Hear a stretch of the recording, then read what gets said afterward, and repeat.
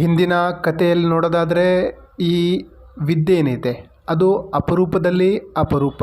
ಇದನ್ನು ಸಾಧಿಸೋದು ಅಂದರೆ ಸ್ವಯಂನ ಅಟೋಮಿಕ್ ಎನರ್ಜಿ ಒಳಗಡೆ ಪರಿವರ್ತನೆ ಮಾಡೋದು ಅನ್ಬಹುದು. ಯಾಕೆಂದರೆ ಬ್ರಹ್ಮಾಸ್ತ್ರ ವಿದ್ಯೆ ಸಾಧಿಸುವ ಸಾಧಕ ಶಾಸ್ತ್ರದಿಂದನೂ ಸಂಪೂರ್ಣ ಆಗಿರಬೇಕು, ಶಸ್ತ್ರದಿಂದನೂ ಸಂಪೂರ್ಣ ಆಗಿರಬೇಕು. ಇದರ ಸಾಧಕ ಜ್ಞಾನಿನೂ ಆಗಿರ್ತಾನೆ, ವಿವೇಕಿಯೂ ಆಗಿರ್ತಾನೆ. ನಾವು ಪುರಾಣಗಳಲ್ಲಿ ಶಾಸ್ತ್ರಗಳಲ್ಲಿ ಓದಿ ತಿಳ್ಕೊಂಡಿದ್ದೀವಿ, ಒಂದು ವಿಧ್ವಂಸಕ ಶಕ್ತಿ ಇದೆ. ಇದರ ಸರಿಯಾದ ಉಪಯೋಗನೂ ಆಗುತ್ತೆ, ತಪ್ಪಾದ ಉಪಯೋಗನೂ ಆಗ್ತದೆ. ಕಾಮ, ಕ್ರೋಧ, ಮೋಹ, ಮದ, ಮತ್ಸರ ಇದ್ದರೆ ಅಂಥವರು ಬ್ರಹ್ಮನ ಪ್ರಾಪ್ತಿ ಮಾಡಿಕೊಂಡ್ರೂ ಸಹ ಬ್ರಹ್ಮನೊಳಗಿದ್ದೇ ವೈರಸ್ ಥರ ಅಹಿತಕಾರಿ ಕೆಲಸನೂ ಮಾಡಬಹುದು. ಇದ್ರ ಪರಿಣಾಮ ಏನಾಗುತ್ತೆ, ಅವರು ಪ್ರಕೃತಿನ ಕೆಡಿಸ್ತಾರೆ, ಧರ್ಮನ ಕೆಡಿಸ್ತಾರೆ. ಸರಿಯಾದ ಸಾಧಕನ ಮೂಲಕ ಬ್ರಹ್ಮಾಸ್ತ್ರದ ಪ್ರಯೋಗ ಆದಾಗ ಅದು ಲೋಕ ಕಲ್ಯಾಣಕಾರಿ ಆಗ್ತದೆ. ಮೇಘನಾಥ ಬ್ರಹ್ಮಾಸ್ತ್ರನ ಯಾವ ಉದ್ದೇಶಕ್ಕಾಗಿ ಬಳಸಿದ್ರು? ಏನು ಮಾಡಿದ್ರೂ ಹನುಮಂತನನ್ನು ತಡಿಲಿಕ್ಕೆ ಆಗ್ತಾ ಇರಲಿಲ್ಲ. ಹನುಮಂತ ಲಂಕೆಯಲ್ಲಿ ಧೂಳೆಬ್ಸ್ತಾ ಇದ್ರು, ಅಲ್ಲೋಲ ಕಲ್ಲೋಲ ಮಾಡ್ತಾ ಇದ್ರು. ಮೇಘನಾಥನ ಎಲ್ಲ ಅಸ್ತ್ರ ಶಸ್ತ್ರ ವಿಫಲ ಆಗ್ತಾ ಇತ್ತು. ಕೊನೆಗೆ ಅವರು ಬ್ರಹ್ಮಾಸ್ತ್ರದ ಉಪಯೋಗ ಮಾಡ್ತಾರೆ. ಯಾಕಂದರೆ ಹನುಮಂತ ಏನು ಸಾಧಾರಣ ವ್ಯಕ್ತಿತ್ವ ಅಲ್ಲ, ಶಿವನ ಅವತಾರ, ರುದ್ರನ ಅವತಾರ. ಆದರೆ ಮೇಘನಾಥ ಹನುಮಂತನ ಮೇಲೆ ಬ್ರಹ್ಮಾಸ್ತ್ರದ ಪ್ರಯೋಗ ಮಾಡಿದಾಗ ಅವರು ಸಹ ಏನೂ ಮಾಡಲಿಕ್ಕಾಗಿಲ್ಲ. ಯಾಕಂದರೆ ಈ ಬ್ರಹ್ಮಾಸ್ತ್ರ ಪ್ರಯೋಗ ಆದರೆ, ಈ ವಿದ್ಯೆಯ ಪ್ರಯೋಗ ಆದರೆ ಇದ್ರ ಮುಂದೆ ಯಾರೂ ನಿಲ್ಲಿಕ್ಕಾಗಲ್ಲ. ದೇವತೆನೇ ಆಗಿರ್ಬೋದು, ಸಿದ್ಧರೇ ಆಗಿರ್ಬೋದು, ಅಥವಾ ಈ ಯೂನಿವರ್ಸಲ್ಲಿ ಬಹುದೊಡ್ಡ ಆತ್ಮ ನೀವಾಗಿದ್ರೂ ಸಹ ಬ್ರಹ್ಮಾಸ್ತ್ರದ ಮುಂದೆ ತಲೆ ತಗ್ಗಿಸಲೇಬೇಕಾಗ್ತದೆ. ಯಾಕಂದರೆ ಬ್ರಹ್ಮಾಸ್ತ್ರ ಸಮರ್ಪಣಾ ಭಾವದಿಂದ ಮಾತ್ರ ನಾವು ಅದನ್ನು ಗೆಲ್ಲಬಹುದು. ಅಹಂಕಾರದಿಂದ ನಾವೇನಾದರೂ ಅದನ್ನು ಎದುರಿಸ್ಲಿಕ್ಕೆ ಹೋದರೆ ನಾವು ಸೋಲ್ಲೇಬೇಕಾಗ್ತದೆ. ಸಮರ್ಪಣೆ ಭಾವದಿಂದ ಮಾತ್ರ ಆ ಬ್ರಹ್ಮಾಸ್ತ್ರನ ಗೆಲ್ಲಬಹುದು. ತುಂಬ ಜನ ಏನು ಮಂತ್ರ, ಯಂತ್ರ, ತಂತ್ರ ಮಾಡ್ತಾರೆ, ಕರ್ಮ ಮಾಡ್ತಾರೆ. ಷಟ್ಕರ್ಮದ ಒಳಗಡೆ ಏನು ಮಂತ್ರ ಹೇಳ್ತಾರೆ, ಅದು ಪ್ರತ್ಯಂಗಿರ ಆಗಿರ್ಬೋದು, ಬಗಲಾಮುಖಿ ಆಗಿರ್ಬೋದು, ಯಾವುದೇ ಮಂತ್ರ ಆಗಿರ್ಬೋದು. ಆದರೆ ಕೆಲವೊಬ್ಬರಿಗೆ ಗೊತ್ತಿರಲ್ಲ ಅದರ ವೈಬ್ರೇಷನ್ ಯಾವ ರೀತಿ ಕ್ರಿಯೇಟ್ ಆಗ್ತಾ ಇದೆ. ಈ ಮಂತ್ರಗಳು ಎದುರಿಗಿನವನ ಎನರ್ಜಿನ ಭೇದಿಸುವ ಶಕ್ತಿಯನ್ನು ಹೊಂದಿರ್ತವೆ. ಆದರೆ ಒಂದಂತೂ ನೆನಪಿನಲ್ಲಿ ಇಟ್ಕೋಬೇಕು, ಯಾವ ರೀತಿ ಆಘಾತ ಆಗುತ್ತೋ ಅದೇ ರೀತಿ ಪ್ರತ್ಯಾಘಾತನೂ ಆಗ್ತದೆ. ಒಂದು ವಿಷಯನ ತಲೆಯಲ್ಲಿ ಇಟ್ಕೋಬೇಕು, ಎದುರಿಗಿನವನಿಗೆ ಎಷ್ಟು ದೊಡ್ಡ ಆಘಾತ ಕೊಡ್ತೀವೋ ಅಷ್ಟೇ ದೊಡ್ಡ ಪ್ರತ್ಯಾಘಾತ ನಮಗೂ ಆಗ್ತದೆ.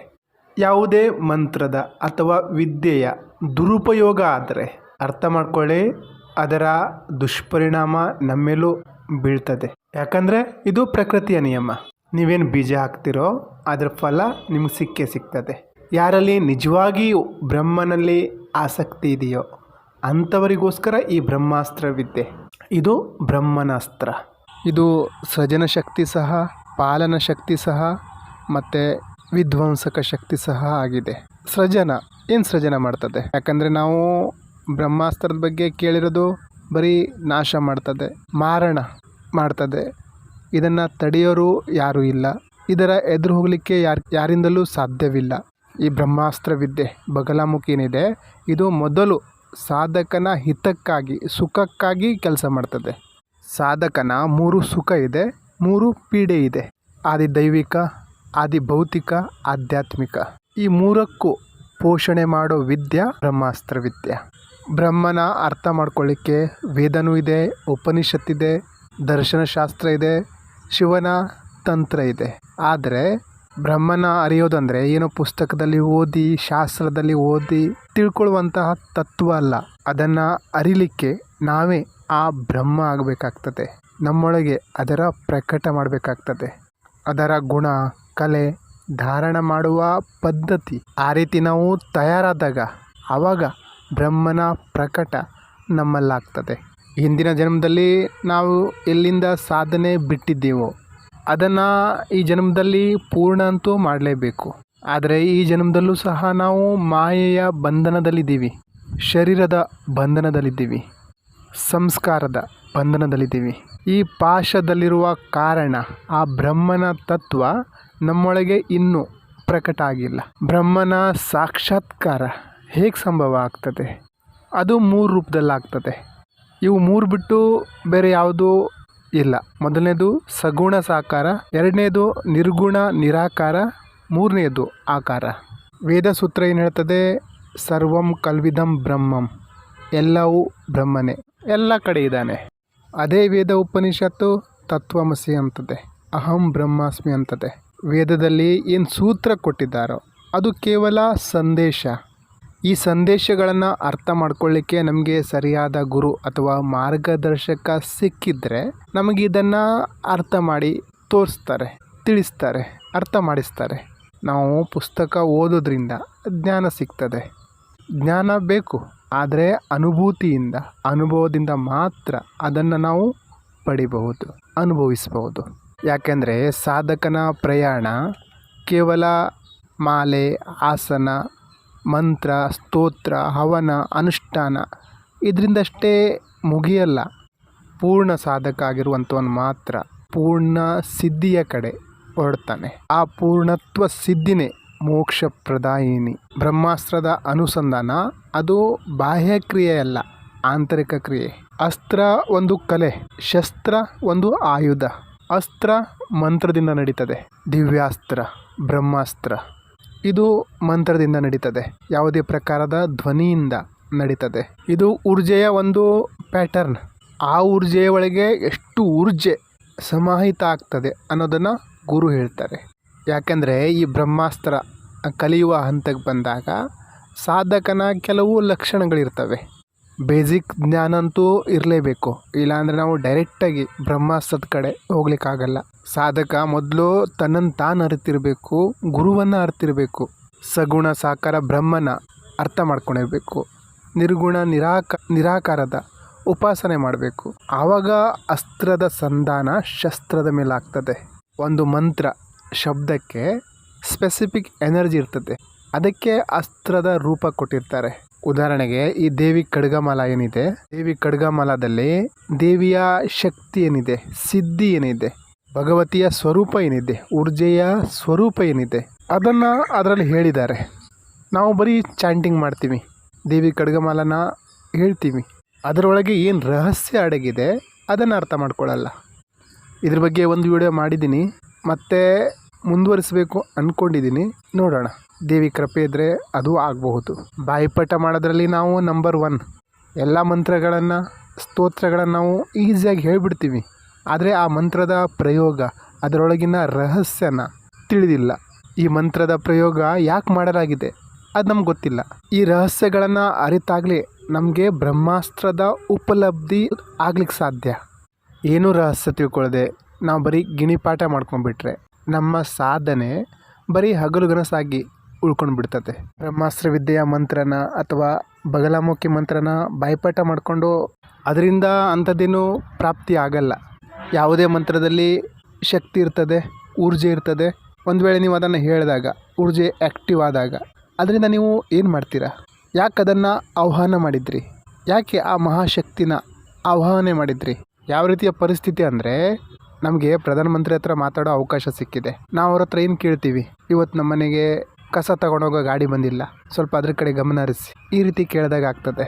ಈ ರೀತಿಯ ವ್ಯವಹಾರನ ನಾವು ಶಕ್ತಿ ಜೊತೆ, ಸಿದ್ಧಿ ಜೊತೆ, ಆ ಮಹಾಶಕ್ತಿ ಜೊತೆ ಮಾಡ್ತೀವಿ.